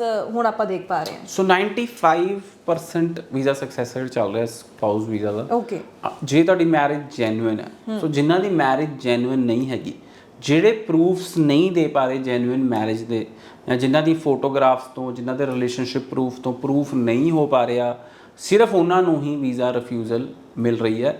normally visa success rate ਬਹੁਤ ਹੀ ਹਾਈ ਚੱਲ ਰਿਹਾ ਹੈ ਡਿਪੈਂਡੈਂਟ ਵੀਜ਼ਾ ਦਾ, ਔਰ ਲੈਂਡਮਾਰਕ ਇਮੀਗ੍ਰੇਸ਼ਨ ਦੇ ਪਿਛਲੇ 4-5 ਮਹੀਨੇ 'ਚ ਮੇਰੇ ਹਿਸਾਬ ਨਾਲ ਤਾਂ 250 ਤੋਂ ਵੀ ਵੱਧ ਡਿਪੈਂਡੈਂਟ ਵੀਜ਼ਾਸ ਲੱਗ ਕੇ ਆਏ ਨੇ। ਤੁਸੀਂ ਫੀਡਬੈਕ ਲੈ ਸਕਦੇ ਹੋ ਸਾਡੇ YouTube channel visa success stories ਤੇ, ਤੁਸੀਂ ਦੇਖ ਸਕਦੇ ਹੋ ਕਿ ਕਿੰਨੇ ਸਾਰੇ ਡਿਪੈਂਡੈਂਟ ਵੀਜ਼ਾਸ ਉੱਥੇ ਕੇਸਿਸ ਹੈਗੇ ਆ। ਤੁਸੀਂ ਉਹਨਾਂ ਸਟੂਡੈਂਟਸ ਦੇ ਟੈਸਟੀਮੋਨੀਅਲਸ ਦੇਖ ਸਕਦੇ ਹੋ। ਐਂਡ ਟੂਰਿਸਟ ਵੀਜ਼ਾ ਵੀ ਇਸ ਟਾਈਮ ਤੇ ਬਹੁਤ ਹੀ ਪੋਜ਼ਿਟਿਵ ਫੀਡਬੈਕ ਚੱਲ ਰਿਹਾ ਹੈ। ਈਵਨ ਯੰਗ ਏਜ ਤੇ ਵੀ 24 ਇਅਰਸ 23 ਇਅਰਸ ਦੀ ਏਜ ਤੇ ਵੀ ਟੂਰਿਸਟ ਵੀਜ਼ਾਸ ਬੱਚਿਆਂ ਦੇ ਲੱਗ ਕੇ ਆ ਰਹੇ ਨੇ। ਸੋ ਸਟੂਡੈਂਟ ਦੇ ਨਾਲ ਨਾਲ ਡਿਪੈਂਡੈਂਟ ਔਰ ਟੂਰਿਸਟ ਤੇ ਵੀ ਕੈਨੇਡਾ ਬਹੁਤ ਈਜ਼ੀ ਹੈ ਹੋ ਰਿਹਾ। ਤੁਸੀਂ ਦੇਖੋ UK ਨੇ ਕਹਿਤਾ ਹੈ ਕਿ ਜਨਵਰੀ ਇਨਟੇਕ ਤੋਂ ਸਪਾਊਸਿਸ ਨਾਲ ਨਹੀਂ ਆ ਪਾਣਗੇ, ਕਿਉਂਕਿ UK ਜਦੋਂ ਸੈੱਲ ਹੁੰਦਾ ਤਾਂ ਉਹ ਸਪਾਊਸ ਕਰਕੇ ਹੀ ਸੈੱਲ ਹੋ ਰਿਹਾ ਸੀ। ਬਿਲਕੁਲ। ਸੋ UK ਸਪਾਊਸਿਸ ਨਾਲ ਨਹੀਂ ਜਾ ਪਾਣਗੇ। ਈਵਨ ਰਿਸਰਚ ਸਟੂਡੈਂਟ ਹੀ ਸਿਰਫ ਸਪਾਊਸ ਲੈ ਕੇ ਜਾ ਸਕਦੇ ਆ, ਪਰ ਪੰਜਾਬ ਤੋਂ ਮੈਨੂੰ ਲੱਗਦਾ ਇੱਕ ਵੀ ਬੱਚਾ UK ਰਿਸਰਚ ਸਟੂਡੈਂਟ ਨਹੀਂ ਗਿਆ ਹੋਣਾ। ਸੈਕੰਡਲੀ UK ਨੇ ਕਹਿਤਾ ਹੈ ਕਿ ਕੱਲ੍ਹ ਨੂੰ ਜਿਹੜਾ ਬੱਚਾ ਸਟੂਡੈਂਟ ਵੀਜ਼ਾ ਤੇ ਆ ਰਿਹਾ, ਉਹ ਪੜ੍ਹਾਈ ਨਹੀਂ ਛੱਡ ਸਕਦਾ, ਉਹ ਵਰਕ ਵੀਜ਼ਾ 'ਚ ਕਨਵਰਟ ਨਹੀਂ ਕਰ ਸਕਦਾ। ਉਹਦੇ ਪਿੱਛੇ ਬਹੁਤ ਵੱਡਾ ਰੀਜ਼ਨ ਹੈ, ਕਿਉਂਕਿ ਜਿੰਨੇ ਵੀ ਬੱਚੇ ਸਾਡੇ ਇੱਥੇ ਗਏ, ਜਾਂ ਤਾਂ ਉਹਨਾਂ ਨੇ ਵਰਕ 'ਚ ਕਨਵਰਟ ਕਰ ਲਿਆ ਜਾਂ ਫਿਰ ਆਪਣੀ ਪੜ੍ਹਾਈ ਛੱਡਤੀ ਉਹਨਾਂ ਨੇ। ਸੋ ਉਹ ਵੀ ਇੱਕ ਬਹੁਤ ਵੱਡਾ ਰੀਜ਼ਨ ਬਣ ਗਿਆ UK ਨੂੰ ਇਹ ਸਖਤ ਕੀ ਕਹਿੰਦੇ ਆ ਡਿਸੀਜਨਸ ਲੈਣ ਦਾ। ਕਿਉਂਕਿ ਦੇਖੋ ਕੈਨੇਡਾ ਜਿਹੜਾ ਬੱਚਾ ਜਾਂਦਾ, ਜੋ ਸਾਡਾ ਫੀਡਬੈਕ ਹੈ ਜਿਹੜਾ ਸਾਡਾ ਇੱਥੋਂ ਜਾਂਦਾ, 100 ਚੋਂ 80-85 ਬੱਚੇ ਪੜ੍ਹਦੇ ਨੇ। ਸੋ ਪੜ੍ਹਾਈ ਖਤਮ ਕਰਦੇ ਨੇ, ਵਰਕ ਪਰਮਿਟ ਲੈਂਦੇ ਆ, ਪਾਰਟ ਟਾਈਮ ਜੌਬ ਕਰਦੇ ਆ, ਕਿਉਂਕਿ ਕੈਨੇਡਾ ਦਾ ਜਿਹੜਾ ਸਿਸਟਮ ਹੈ ਉਹ ਇੱਦਾਂ ਦਾ ਹੈ। ਬਟ UK 'ਚ ਬੱਚੇ ਨਹੀਂ ਪੜ੍ਹ ਰਹੇ ਸੀ। ਸੋ ਇਹ ਜ਼ਰੂਰ ਕਿਸੇ ਨਾ ਕਿਸੇ ਦਿਨ ਹੋਣਾ ਹੀ ਸੀ। ਸੇਮ ਗੋਸ ਫॉर ਆਸਟ੍ਰੇਲੀਆ ਦੀਆਂ ਮੈਕਸਿਮਮ ਯੂਨੀਵਰਸਿਟੀਆਂ ਨੇ ਪੰਜਾਬ ਤੋਂ ਬੱਚੇ ਲੈਣੇ ਬਹੁਤ ਸਲੋ ਕਰਤੇ ਨੇ, ਔਰ ਜਿਹੜੀਆਂ ਯੂਨੀਵਰਸਿਟੀਆਂ ਲੈ ਵੀ ਰਹੀਆਂ ਉਹ ਬੱਚਿਆਂ ਦੀਆਂ GTE ਕਲੀਅਰ ਨਹੀਂ ਕਰ ਰਹੀਆਂ। ਮੇਰੇ ਕੋਲ ਡੇਲੀ 5 ਬੱਚੇ ਇੱਦਾਂ ਦੇ ਮਿਲ ਕੇ ਜਾਂਦੇ ਨੇ ਜਿਨ੍ਹਾਂ ਨੇ ਵੇਟ ਕਰਨ ਨੇ ਕਿ 2 ਮਹੀਨੇ ਤੋਂ ਮੇਰੀ GTE ਕਲੀਅਰ ਹੋ ਜਾਏ, GTE ਕਲੀਅਰ ਹੋ ਜਾਏ, ਬਟ ਯੂਨੀਵਰਸਿਟੀਜ਼ ਨਾ ਹੀ ਕੋਈ ਰਿਸਪੌਂਸ ਕਰ ਰਹੀਆਂ, ਨਾ ਹੀ ਸਟੂਡੈਂਟਸ ਨੂੰ ਕੋਈ ਦੱਸ ਰਹੀਆਂ। ਸੋ ਸਟੂਡੈਂਟਸ ਇਹ ਚੀਜ਼ਾਂ ਮੈਨੂੰ ਲੱਗਦਾ ਕਿ ਸਹੀ ਨਹੀਂ ਹੈਗੀਆਂ। ਸੋ ਜੇ ਸਟੂਡੈਂਟਸ ਜਾਣਾ ਚਾਹੁੰਦੇ ਨੇ, I feel if you compare these things with Canada ਬਹੁਤ ਹੀ ਫਲੈਕਸੀਬਲ ਹੈ। ਡਿਪੈਂਡੈਂਟ ਵੀਜ਼ਾ ਨੂੰ ਲੈ ਕੇ ਵੀ ਫਲੈਕਸੀਬਲ ਹੈ, ਔਰ ਜਦ ਤੱਕ ਟਰੂਡੇ ਸਰਕਾਰ ਹੈਗੀ ਹੈ 2025 ਤੱਕ, ਮੈਨੂੰ ਲੱਗਦਾ ਕਿ ਬੱਚਿਆਂ ਨੂੰ, ਡਿਪੈਂਡੈਂਟ ਨੂੰ, ਟੂਰਿਸਟ ਨੂੰ ਸਾਰਿਆਂ ਨੂੰ ਇਸ ਚੀਜ਼ ਦਾ ਫਾਇਦਾ ਲੈ ਲੈਣਾ ਚਾਹੀਦਾ। ਜੀ ਬਿਲਕੁਲ ਸਹੀ ਗੱਲ ਹੈ। ਤੇ ਮੈਂ ਜ਼ਰੂਰ ਹੁਣ ਗੱਲ ਕਰਨਾ ਚਾਹੂੰਗੀ, ਤੁਸੀਂ ਹਾਲਾਂਕਿ ਕਿਹਾ ਕਿ ਰਿਜ਼ਲਟ ਰੇਟ ਬਹੁਤ ਅੱਛਾ ਆ ਰਿਹਾ, ਪੋਜ਼ਿਟਿਵ ਆ ਰਿਹਾ ਵੀਜ਼ਾ ਲੈ ਕੇ ਆ ਰਹੇ, ਪ੍ਰੋਸੈਸਿੰਗ ਟਾਈਮ ਕਿੰਨਾ ਕੁ ਮੰਨ ਕੇ ਚੱਲੀਏ ਆਪਾਂ ਆਫਰ ਲੈਟਰ ਤੋਂ ਲੈ ਕੇ ਵੀਜ਼ਾ ਲੱਗਣ ਤੱਕ? ਸੋ ਦੇਖੋ, ਜੇ everything is ready within 2 month student ਨੂੰ ਵੀਜ਼ਾ ਮਿਲ ਸਕਦਾ, within 2 month. Offer letter, GIC, lodgement, ਸਭ ਕੁਝ ਕਰ ਸਕਦੇ ਆ ਵਿਦਿਨ 2 ਮੰਥਸ। ਜੇ ਤੁਹਾਡੇ ਵੱਲੋਂ ਆਫਰ ਲੈਟਰ ਤੋਂ ਬਾਅਦ ਤੁਸੀਂ ਮਹੀਨਾ ਲੈ ਲੈਂਦੇ ਹੋ ਫੀਸ ਜਮ੍ਹਾਂ ਕਰਾਉਣ ਦਾ, ਸੋ ਟਾਈਮ ਐਕਸਟੈਂਡ ਹੋ ਜਾਏਗਾ। ਐਮਬੈਸੀ ਅੱਜ ਦੀ ਡੇਟ 'ਚ ਵਿਦਿਨ 30 ਡੇਜ਼ ਰਿਜ਼ਲਟ ਦੇ ਰਹੀ ਹੈ ਜੀ, ਠੀਕ ਹੈ, ਔਰ ਬਿਲਕੁਲ ਪੋਜ਼ਿਟਿਵ ਰਿਜ਼ਲਟ ਦੇ ਰਹੀ ਹੈ। ਜੀ ਬਿਲਕੁਲ। ਅਸੀਂ ਬਾਰ-ਬਾਰ ਇਹੀ ਗੱਲ ਕਰ ਰਹੇ ਹਾਂ ਕਿ ਕੈਨੇਡਾ ਇੱਕ ਅਜਿਹੀ ਕੰਟਰੀ ਜੋ ਸਟੂਡੈਂਟਸ ਦੇ ਲਈ ਫਸਟ ਚੋਇਸ ਹੈ ਹੀ ਹੈ, ਤਾਂ ਕੈਨੇਡਾ ਵੱਲੋਂ ਵੀ ਰਿਸਪੌਂਸ ਵਿੱਚ ਸਟੂਡੈਂਟਸ ਦਾ ਖੁੱਲ੍ਹਾ ਵੈਲਕਮ ਕੀਤਾ ਜਾਂਦਾ ਹੈ। ਇਸ ਦਾ ਸਾਹਮਣੇ ਆਪਾਂ ਪ੍ਰੂਫ ਦੇਖ ਸਕਦੇ ਹਾਂ ਕਿ ਜੋ ਇੰਨਾ ਲੀਨੀਅੰਟ ਹੋ ਗਿਆ ਹੈ। ਇੱਕ PT ਨੂੰ ਲੈ ਕੇ ਕਨਫਿਊਜ਼ਨ ਸੀ, ਉਹ ਬਿਲਕੁਲ ਹੀ ਕਲੀਅਰ ਕਰ ਦਿੱਤੀ ਕੈਨੇਡਾ ਨੇ। SDS ਵਿੱਚ ਅਪਰੂਵਲ ਮਿਲ ਗਈ, ਟੋਫਲ ਨੂੰ SDS ਵਿੱਚ ਅਪਰੂਵਲ ਮਿਲ ਚੁੱਕੀ ਹੈ। ਸੋ ਤੁਸੀਂ ਰਾਈਟ ਇਨਫੋਰਮੇਸ਼ਨ ਦੇ ਨਾਲ ਟਾਈਮਲੀ ਅੱਗੇ ਵਧੋ, ਇੱਕ ਚੰਗੇ ਕੰਸਲਟੈਂਟ ਦੀ ਚੋਣ ਦੇ ਨਾਲ, ਕਿਉਂਕਿ ਸਰ ਅਕਸਰ ਹੁੰਦਾ ਹੈ ਕਿ ਜਦੋਂ ਕੋਈ ਰੂਲ ਚੇਂਜ ਹੁੰਦੇ ਨੇ ਉਦੋਂ ਜਿਹੜੇ ਕੁਝ ਆਪਾਂ ਏਜੰਟਸ ਕਹਿ ਸਕਦੇ ਹਾਂ, ਸਟੂਡੈਂਟਸ ਇਸ ਕਨਫਿਊਜ਼ਨ ਦਾ ਫਾਇਦਾ ਵੀ ਚੱਕਣ ਲੱਗ ਜਾਂਦੇ ਨੇ, ਮਿਸਗਾਈਡ ਕਰਕੇ ਜੋ ਹੈ ਸਟੂਡੈਂਟਸ ਦੀ ਚੰਗੀਆਂ ਪ੍ਰੋਫਾਈਲਸ ਵੀ ਖਰਾਬ ਹੋ ਜਾਂਦੀਆਂ ਨੇ। ਸੋ ਇੱਥੇ ਕਿਹੜੀ ਗੱਲਾਂ ਦਾ ਸਟੂਡੈਂਟਸ ਨੂੰ ਧਿਆਨ ਜ਼ਰੂਰ ਰੱਖਣਾ ਚਾਹੀਦਾ ਹੈ, ਮਿਸਗਾਈਡ ਨਾ ਹੋਣ ਤੇ ਆਪਣੀ ਪ੍ਰੋਫਾਈਲ ਤੇ ਰਿਫਿਊਜ਼ਲ ਨਾ ਕਿਤੇ ਫੇਸ ਕਰ ਲੈਣ? ਸੋ ਦੇਖੋ, ਮੈਂ ਕਹਿਣਾ ਚਾਹਾਂਗਾ ਕਿ ਨਵੇਂ ਰੂਲ ਜ਼ਰੂਰ ਆ ਰਹੇ ਨੇ 10 ਅਗਸਤ ਤੋਂ ਕੈਨੇਡਾ ਦੇ, ਬਟ ਜਿਹੜੇ ਬੱਚੇ 6C 'ਚ ਲੈ ਸਕਦੇ ਆ ਜਾਂ 6C 'ਚ ਤੋਂ ਉੱਤੇ ਬੈਂਡ ਲੈ ਸਕਦੇ ਆ, ਉਹ ਆਪਣੀ ਆਈਲੈਟਸ ਦੀ ਪ੍ਰਿਪਰੇਸ਼ਨ ਪੂਰੀ ਚੰਗੀ ਤਰ੍ਹਾਂ ਕਰਨ, ਕਿਉਂਕਿ ਜਦੋਂ 5.5 ਬੈਂਡ 'ਚ ਐਕਸੈਪਟ ਹੋਣਗੇ ਜੀ, ਇੱਥੇ ਵੀ ਹਲੇ ਕਲੈਰਿਟੀ ਪੂਰੀ ਆਣੀ ਕਿਤੇ ਨਾ ਕਿਤੇ। ਇਹ 2% ਕਨਫਿਊਜ਼ਨ ਜ਼ਰੂਰ ਬਣੀ ਹੋਈ ਹੈ। ਐਂਡ ਜੇ ਬੱਚੇ 6 ਤੋਂ ਥੱਲੇ ਬੈਂਡ ਐਕਸੈਪਟ ਹੋਣਗੇ ਤਾਂ ਫਾਈਲ ਦਾ ਨੰਬਰ ਬਹੁਤ ਵੱਧ ਜਾਏਗਾ, ਔਰ ਜਦੋਂ ਫਾਈਲ ਦਾ ਨੰਬਰ ਵੱਧ ਜਾਏਗਾ ਤਾਂ ਵੀਜ਼ਾ ਸਕਸੈਸ ਰੇਟ ਥੋੜਾ ਜਿਹਾ ਘਟ ਜਾਏਗਾ। ਸੋ ਬਹੁਤ ਸਾਰੀਆਂ ਚੀਜ਼ਾਂ ਦਾ ਧਿਆਨ ਰੱਖਣਾ ਪਏਗਾ। ਸੋ ਜੇ ਤੁਹਾਡੀ ਪ੍ਰੋਫਾਈਲ ਜਿੰਨੀ ਸਟਰੋਂਗ ਹੋਏਗੀ, ਓਨਾ ਚਾਂਸ ਜ਼ਿਆਦਾ ਵੀਜ਼ਾ ਦਾ ਲੱਗਣ ਦਾ ਹੋਏਗਾ। ਸੋ ਜੇ ਗੱਲਾਂ ਦਾ ਅਸੀਂ ਧਿਆਨ ਰੱਖਣਾ ਤਾਂ ਮੈਂ ਸਟੂਡੈਂਟਸ ਨੂੰ ਕਹਾਂਗਾ ਕਿ ਜ਼ਰੂਰ ਚੈੱਕ ਕਰੋ ਤੁਹਾਡੇ ਏਜੰਟ ਨੇ ਰੀਸੈਂਟਲੀ ਕਿੰਨੇ ਵੀਜ਼ਾਸ ਲਗਵਾਏ ਨੇ। ਜ਼ਰੂਰ ਚੈੱਕ ਕਰੋ ਕਿ ਤੁਸੀਂ ਕੀ ਕਹਿੰਦੇ ਆ, ਤੁਹਾਡੇ ਏਜੰਟ ਕੋਲ ਜਦੋਂ ਜਾ ਰਹੇ ਹੋ ਤਾਂ ਉਹਦੇ ਕੋਲ ਪ੍ਰੋਪਰ ਡਾਕੂਮੈਂਟੇਸ਼ਨ ਲੈ ਕੇ ਜਾ ਰਹੇ ਹੋ, ਔਰ ਤੁਹਾਡੀ ਜਿਹੜੀ ਈਮੇਲ ID ਹੈ ਔਰ ਫੋਨ ਨੰਬਰ ਜਦੋਂ ਤੁਸੀਂ ਆਫਰ ਅਪਲਾਈ ਕਰ ਰਹੇ ਹੋ ਤੁਹਾਡਾ ਹੀ ਪੈ ਰਿਹਾ, ਬਿਕੋਜ਼ ਉੱਥੇ ਏਜੰਟ ਆਪਣਾ ਈਮੇਲ ID ਫੋਨ ਨੰਬਰ ਜੇ ਪਾ ਰਿਹਾ ਤਾਂ ਤੁਹਾਨੂੰ ਇਨਫੋਰਮੇਸ਼ਨ ਨਹੀਂ ਆ ਪਾ ਰਹੀ ਕਾਲਜ ਤੋਂ। ਸੋ ਜ਼ਰੂਰ ਚੈੱਕ ਕਰੋ ਕਿ ਜਿਹੜੀ ਤੁਹਾਡੇ ਕਾਲਜ ਦੇ ਉੱਤੇ ਫੀਸ ਲਿਖੀ ਆਈ ਹੈ ਉਹ ਤੁਹਾਡੀ TT ਹੋ ਰਹੀ ਹੈ ਔਰ ਉਹ ਫੀਸ ਕਾਲਜ ਤੱਕ ਪਹੁੰਚ ਰਹੀ ਹੈ, ਔਰ ਤੁਸੀਂ ਕਾਲਜ ਨੂੰ ਸਿੱਧਾ ਹੀ ਫੀਸ ਭੇਜਣ ਦੀ ਕੋਸ਼ਿਸ਼ ਕਰੋ, ਕਿਉਂਕਿ ਜਦੋਂ ਅਸੀਂ ਕਹਿੰਦੇ ਹਾਂ ਕਿ ਫੀਸ ਕਿਸੇ ਨੂੰ ਦੇ ਦਈਏ ਦੈਟ ਇਜ਼ ਨਾਟ ਓਕੇ, ਔਰ ਕਾਲਜ ਤੋਂ ਫੀ ਰਿਸੀਟ ਆਣੀ ਜ਼ਰੂਰੀ ਹੈ। ਸੋ ਛੋਟੀਆਂ ਗੱਲਾਂ ਦਾ ਧਿਆਨ ਰੱਖਣਾ ਬਹੁਤ ਜ਼ਰੂਰੀ ਹੈ ਜਦੋਂ ਤੁਸੀਂ ਆਪਣਾ ਕਿਸੇ ਵੀ ਕੰਟਰੀ ਦਾ ਵੀਜ਼ਾ ਲਗਾਉਂਦੇ ਹੋ, ਨਾ ਕਿ ਸਿਰਫ ਕੈਨੇਡਾ। ਬਿਲਕੁਲ, ਇਹ Canada, UK, Australia, USA, Germany, ਅੱਜ ਦੀ ਡੇਟ 'ਚ ਸਾਰੇ ਹੀ ਕੰਟਰੀ ਵੀਜ਼ਾ ਦੇਣਾ ਚਾਹੁੰਦੇ ਆ। ਸੋ ਜਰਮਨੀ 5.5 ਬੈਂਡ ਤੇ ਵੀਜ਼ਾ ਦੇ ਰਿਹਾ ਮਾਸਟਰਸ ਐਂਡ ਅੰਡਰ ਗ੍ਰੈਜੂਏਟ ਤੇ। USA 5 ਬੈਂਡ ਦੇ ਨਾਲ ਵੀ ਤੁਸੀਂ ਅਪਲਾਈ ਕਰ ਸਕਦੇ ਹੋ for under graduate, and overall 6 band for post graduate. And USA ਤੁਸੀਂ ਵਿਜ਼ਿਟ ਕਰ ਸਕਦੇ ਹੋ ਲੈਂਡਮਾਰਕ ਇਮੀਗ੍ਰੇਸ਼ਨ। ਇਸ ਟਾਈਮ ਤੇ USA ਦੇ ਵੀ ਬਹੁਤ ਸਾਰੇ ਵੀਜ਼ਾਸ ਲੱਗ ਕੇ ਆ ਰਹੇ ਨੇ ਜੀ। ਬਿਲਕੁਲ। ਤੇ ਇਸ ਤੋਂ ਇਲਾਵਾ ਤੁਹਾਡਾ ਆਪਣਾ ਕੋਈ ਵੀ ਡਾਊਟ ਹੋਵੇ ਤਾਂ ਲਗਾਤਾਰ ਨੰਬਰ ਅਸੀਂ ਇਸੇ ਲਈ ਡਿਸਪਲੇ ਕੀਤਾ ਹੋਇਆ ਤਾਂ ਕਿ ਤੁਸੀਂ ਟਾਈਮਲੀ ਕਾਲ ਕਰਕੇ ਲੈਂਡਮਾਰਕ ਇਮੀਗ੍ਰੇਸ਼ਨਸ ਦੀ ਟੀਮ ਦੇ ਨਾਲ ਕੰਟੈਕਟ ਕਰੋ, ਸਹੀ ਗਾਈਡੈਂਸ ਦੇ ਨਾਲ ਅੱਗੇ ਵਧੋ। ਸੋ ਸਹੀ ਦਿਸ਼ਾ ਦਾ ਪਤਾ ਹੋਣਾ ਬਹੁਤ ਜ਼ਰੂਰੀ ਹੁੰਦਾ ਹੈ ਤੇ ਇੱਕ ਚੰਗੇ ਕੰਸਲਟੈਂਟ ਦੀ ਚੋਣ ਕਰਨੀ ਬਹੁਤ ਜ਼ਰੂਰੀ ਹੈ। ਤੇ ਇਸ ਲਈ ਅਸੀਂ ਅੱਜ ਖਾਸ ਤੌਰ ਤੇ ਲੈਂਡਮਾਰਕ ਇਮੀਗ੍ਰੇਸ਼ਨ ਦੇ managing director mister Jasmeet Bhatia ਜੀ ਕੋਲ ਆਏ ਸੀ ਤਾਂ ਕਿ ਤੁਹਾਡੇ ਤੱਕ ਇੱਕ ਪੁਆਇੰਟ ਦੀ ਕਲੈਰਿਟੀ ਅਸੀਂ ਪਹੁੰਚਾ ਸਕੀਏ। ਜਾਂਦੇ ਮੈਂ ਸੈਮੀਨਾਰਸ ਬਾਰੇ ਫਿਰ ਤੋਂ ਚਾਹੂੰਗੀ ਕਿ ਸਟੂਡੈਂਟਸ ਨੂੰ ਤੁਸੀਂ ਗਾਈਡ ਕਰੋ ਕਿ ਕਿੰਨਾ ਕੁ ਫਾਇਦਾ, ਕਿਉਂਕਿ ਲੈਂਡਮਾਰਕ ਇਮੀਗ੍ਰੇਸ਼ਨ ਦੀ ਟੀਮ ਕੋਲ ਜਦੋਂ ਸਟੂਡੈਂਟ ਆਉਂਦੇ ਨੇ ਕੋਈ ਵੀ ਪ੍ਰੋਫਾਈਲ ਹੋਵੇ, ਚੰਗੀ ਆਪਸ਼ਨਸ ਉਹਨਾਂ ਨੂੰ ਜਾਣਨ ਨੂੰ ਮਿਲਦੀਆਂ ਨੇ। ਸੋ ਸਟੂਡੈਂਟਸ 9 ਤਰੀਕ ਨੂੰ ਮੈਨੂੰ ਮਿਲ ਸਕਦੇ ਹੋ ਤੁਸੀਂ ਕੀ ਕਹਿੰਦੇ ਆ ਅੰਮ੍ਰਿਤਸਰ ਹੋਟਲ HK ਕਲਾਰਕਸਨ 'ਚ। 10 ਤਰੀਕ ਨੂੰ ਤੁਸੀਂ ਮੈਨੂੰ ਮਿਲ ਸਕਦੇ ਹੋ ਮੋਗਾ ਆਫਿਸ 'ਚ, ਸਾਡੇ ਮੋਗਾ ਬ੍ਰਾਂਚ ਕਾਲਸਰ ਚੌਂਕ ਤੇ। 16 ਤਰੀਕ ਨੂੰ ਤੁਸੀਂ ਮੈਨੂੰ ਮਿਲ ਸਕਦੇ ਹੋ ਜਲੰਧਰ ਹੋਟਲ ਕਿੰਗਸ 'ਚ। 17 ਤਰੀਕ ਨੂੰ ਤੁਸੀਂ ਮੈਨੂੰ ਮਿਲ ਸਕਦੇ ਹੋ ਮਲੇਰਕੋਟਲਾ ਹੋਟਲ ਵਿਰਾਸਤ 'ਚ, ਔਰ 24 ਤਰੀਕ ਨੂੰ ਤੁਸੀਂ ਮੈਨੂੰ ਮਿਲ ਸਕਦੇ ਹੋ ਪਟਿਆਲੇ ਹੋਟਲ ਮੋਹਨ ਕੰਟੀਨੈਂਟਲ 'ਚ। ਜੀ ਬਿਲਕੁਲ। ਸੋ ਇਹ ਡੇਟਸ ਜ਼ਰੂਰ ਤੁਸੀਂ ਨੋਟ ਕਰ ਲਓ ਤੇ ਸਕਰੀਨ ਤੇ ਵੀ ਤੁਸੀਂ ਇਹ ਡੇਟਸ ਦੇਖ ਪਾ ਰਹੇ ਹੋ, ਵੈਨਿਊ ਦੇਖ ਪਾ ਰਹੇ ਹੋ, ਨੋਟ ਕਰ ਲਓ। ਜਿੱਥੇ ਤੁਹਾਨੂੰ ਨੇੜੇ ਲੱਗੇ ਆਪਣੇ ਡਾਕੂਮੈਂਟਸ ਜ਼ਰੂਰ ਲੈ ਕੇ ਆਉਣੇ ਸੈਮੀਨਾਰ ਵਿੱਚ ਤਾਂ ਕਿ ਔਨ ਸਪੌਟ ਜੋ ਹੈ ਅਸੈਸਮੈਂਟ ਹੋ ਸਕੇ ਤੇ ਤੁਹਾਨੂੰ ਸਹੀ ਚੀਜ਼ਾਂ ਬਾਰੇ ਗਾਈਡ ਕੀਤਾ ਜਾ ਸਕੇ। ਬਹੁਤ ਥੈਂਕਸ ਸਰ ਕਿ ਤੁਸੀਂ ਕੈਨੇਡਾ ਲੈ ਕੇ ਬਹੁਤ ਕਲੈਰਿਟੀ ਦਿੱਤੀ ਹੈ ਸਾਡੇ ਦਰਸ਼ਕਾਂ ਨੂੰ। ਸੋ ਅੱਗੋਂ ਵੀ ਤੁਹਾਡੇ ਲਈ ਅਸੀਂ ਹੋਰ ਇਨਫੋਰਮੇਟਿਵ ਸ਼ੋਜ਼ ਲੈ ਕੇ ਆਉਂਦੇ ਰਹਾਂਗੇ। ਫਿਲਹਾਲ ਲਈ ਮੈਨੂੰ ਯਾਨੀ ਕਿ ਹਰਜੋਤ ਕੌਰ ਨੂੰ ਵੀ ਦਿਓ ਜੀ ਇਜਾਜ਼ਤ। ਧੰਨਵਾਦ।